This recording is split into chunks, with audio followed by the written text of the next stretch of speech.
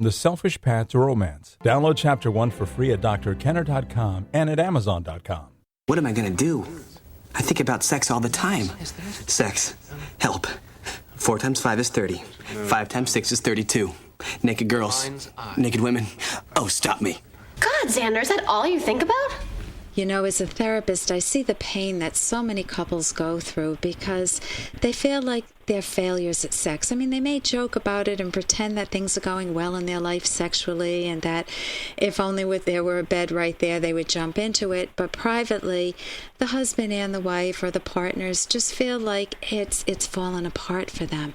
How do you set realistic expectations for what a healthy sexual life is like? With me to discuss this is Dr. Barry McCarthy, who is a certified marital and sex therapist, and with his wife, Emily, he's co-authored 8 books on relationships and sexuality, including Rekindling Desire. Dr. McCarthy, welcome to the show.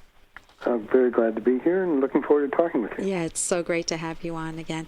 Think of a couple, a typical couple, let's say Annie and Frank. They feel like they're failures, and they can joke about sex, but in their private lives, they feel like they only have good sex on occasion and they don't mutually orgasm.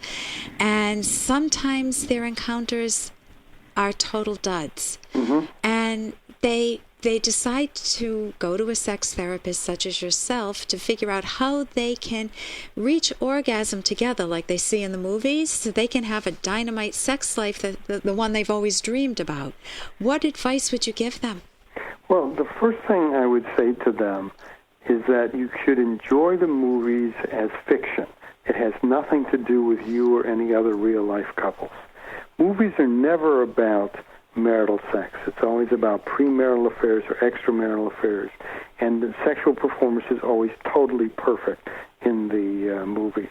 The reality is if you all have movie-quality sex once a month, you're doing much, much better than most people. The reality of most couple sexual relationship is that they don't simultaneously orgasm. And when they do, they find it often more of a disappointment than a big turn-on. That in about 50% of most couple sexual interactions, that it really is enjoyable in terms of desire, arousal, and orgasm for both of them. Remember, that's only 50%. Mm-hmm. Very much more commonly, one person, usually the man, will like it, enjoy it more than the other. And some of the time, it'll be a kind of a okay but not great experience. But the most important thing for couples to hear and understand is that among normal, healthy married couples, 5 to 15% of their sexual encounters are dissatisfying or dysfunctional. And they shouldn't put themselves down or feel like failures at all, that's a normal expectation. So it shouldn't ruin the day for them, and they shouldn't walk around thinking that, oh my gosh, I'm not woman enough for Frank, I don't have these wild and crazy orgasms, or Frank might be thinking this was such a bad experience because I lost my erection, and, Annie is probably going to look at that hunk of a guy that she works with a little more longingly, and they make it into almost a self-esteem issue. Can you tell me a little bit more about that? It absolutely does. And that rather than seeing sexuality as something which is a positive part of your life, which bonds you as a couple, which energizes your relationship, sex becomes this big pass-fail test, and you're always feeling you're not good enough. My favorite of all the unrealistic myths in our culture is... Hey, I got to interrupt this because we've got to pay some bills. 30 seconds, that's it. A very quick ad, and then Ellen will be back. Romance. Ugh, I wish guys knew more about what we want from a relationship. Boy, I wish I knew more about what I want. Where's that ad I saw? Here it is. The Selfish Path to Romance. A serious romance guidebook. Download Chapter 1 for free at selfishromance.com and buy it at amazon.com. The Selfish Path to Romance. That is interesting.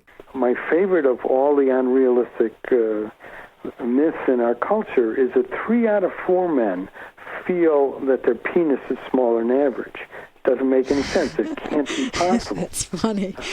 But they do. Or women who say, I've got to be like in the magazine, or I've got to be like males. I've got to have an orgasm every time we have sex, and if we don't, there's something wrong with me. Right. Or I've got to be multi-orgasmic. I have to have G-spot orgasms, or I have to have 2-hour orgasms.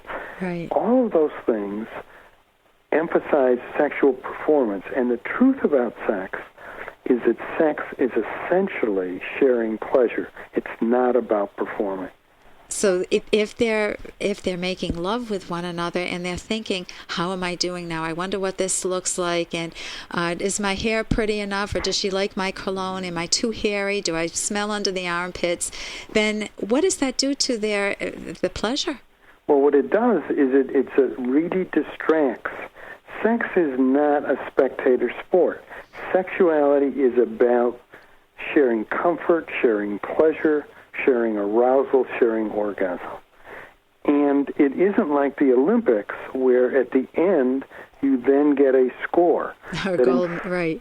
In fact, that's one of the major sexual turnoffs, is where the man turns to the woman and says, how good was it for you? Did you have an orgasm? Or the woman says, am I as good as that woman in the movie or in the TV program? Isn't that fascinating? It's a shame. It really takes away from rather the pleasure. Than so it focuses it on performance rather than pleasure. If you're looking to grade your sexual escapade with one another. And I think also one of the things that I tell couples is to develop your own unique couple sexual style. What people used to believe is that a sexual style had to be the most intimate, the most erotic possible. And that, in fact, again, people wind up feeling inadequate and intimidated. What the name of the game with couples is to find a comfortable, mutually comfortable level of intimacy that allows you to feel connected and attached with each other, but also allows you to still look at your spouse in an erotic way. So often, these soulmate marriages, which people are writing and talking about so much, wind up having major sexual problems because there's too much intimacy. You're not really able to talk and to initiate, or you wind up de-eroticizing your spouse, which is, again, a real poison. Right. You had mentioned that, and I'm all for soulmate relationships, so we may have different definitions there. But you talked about typically the husband, wants sex more frequently than the woman. I know there are many cases where that's reversed, but it's more normal for that to be the case. And that if the husband pressures the wife too much, it actually has the effect of de-eroticizing her. Absolutely. And she feels, instead of it something that joins them, she feels pressured or coerced and feels that it becomes a power struggle. When sex becomes a power struggle, it's one of the things that really poisons a healthy sexual And life. then the wife will avoid it, or the husband will avoid it, and then you get into the avoidance strategy, and then they need a sex therapist. Right. Or they need to read one of your books. Dr. Barry McCarthy, with his wife Emily, has written Rekindling Desire, for those of you listening and who may want the book. In terms of how to get one of your books, how would people go about finding out more about you or all of the books that you've written? Well, I suggest going either to the bookstore or to Amazon.com or BarnesandNoble.com. Our books are listed there. The most relevant is the Rekindling Desire book. And the other one I think that's really quite relevant is the prevention book called Getting It Right the First Time, which talks about developing a healthy sexual relationship in the first 2 years of marriage. Actually, one of the things that's been interesting is that I often wind up autographing those books to couples who are about to get married in terms of thinking about starting it off correctly. What a lovely gift. What a lovely wedding gift. Well, thank you so much for joining us today, Dr. Barry McCarthy. Okay, I enjoyed it. For more Dr. Kenner podcasts, go to drkenner.com and please listen to this ad. Here's an excerpt from The Selfish Path to Romance, the Serious Romance Guidebook by Drs. Kenner and Locke. As your relationship develops, notice whether it becomes more positive, more negative, or stays the same. With a great partner, love gradually grows in depth and intensity, and there'll be no contradictory evidence showing that it's not a good match. Your love trajectory, the course your relationship takes, should move in a positive direction. But if, in contrast, the trajectory moves downward, it means you and your partner are discovering more and more things that you don't like about one another. Such relationships are doomed, barring some major turnaround. If the trajectory stays flat, this is also a red flag. Usually this happens because there is no real passion and partners are staying together out of inertia or convenience. You can download Chapter 1 for free by going to drkenner.com, and you can buy the book at amazon.com.